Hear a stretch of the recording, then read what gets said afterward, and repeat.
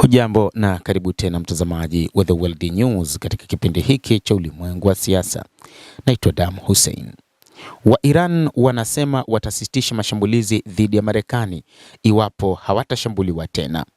Iran imeliambia shirika la habari la Reuters jana Jumapili kuwa itasitisha mashambulizi yake mradi tu Marekani nayo iendelee kusitisha mashambulizi yake, kulingana na afisa mmoja mwandamizi.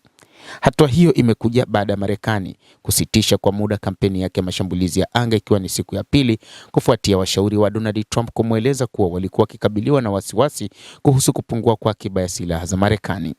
Hata hivyo, wa Iran bado wanasema hawana imani na Marekani hata kidogo. Wao wapo tayari wakati wote kupambana, na hata katika kipindi ambacho Marekani kupitia jeshi lake la CENTCOM lililopo Mashariki ya Kati walipoanzisha mashambulizi, nao walijibu vilivyo.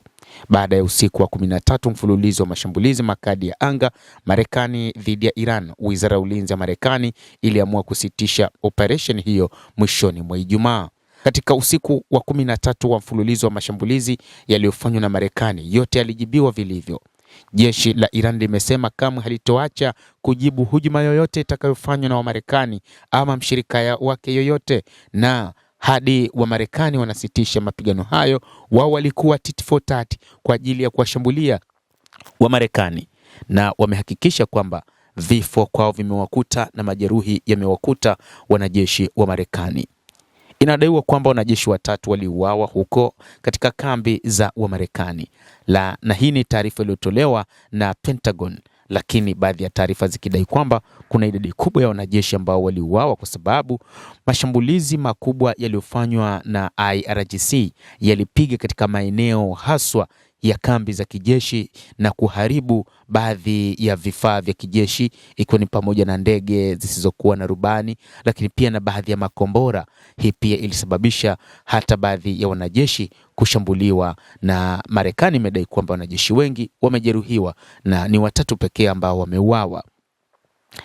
Kwa upande wake, Iran ambayo ilikuwa ikijibu kila usiku wa mashambulizi ya Marekani kwa kushambulia nchi jirani zilizohifadhi kambi za kijeshi za Marekani, pia haijafanya mashambulizi yoyote kwa siku ya pili sasa, na ni kwa kile ambacho wamesema wao hawafanyi mashambulizi mpaka pale watakaposhambuliwa kwa sababu za kimtazamo na maamuzi ya kiongozi mkuu wa serikali yao ya kimapinduzi ya Kiislamu. Afisa mmoja wa Iran ambaye alizungumza na shirika la habari la Reuters kwa sharti la kutotajwa jina alisema msimamo wa Tehran unaendelea kuwa shambulio kwa shambulio. Alieleza kuwa iwapo mashambulizi yatasitishwa, Iran pia itasitisha mashambulizi na operesheni zake. Ujumbe huo tayari umefikishwa kwa Marekani. Kwa upande mwingine, balozi wa Marekani katika Umoja wa Mataifa Mike Waltz alikiambia kipindi cha Fox News cha Sunday pamoja na vyombo vingine vya habari vya Marekani kuwa Rais Donald Trump aliamua kusitisha kwa muda mashambulizi ya Marekani ili kutoa nafasi zaidi kwa juhudi za diplomasia. Akizungumza kuhusu uamuzi wa Donald Trump, balozi wa Marekani katika Umoja wa Mataifa Mike Waltz alisema anatoa fursa kwa mazungumzo yaendelee, anatoa muda kidogo ili aweze kusonga mbele.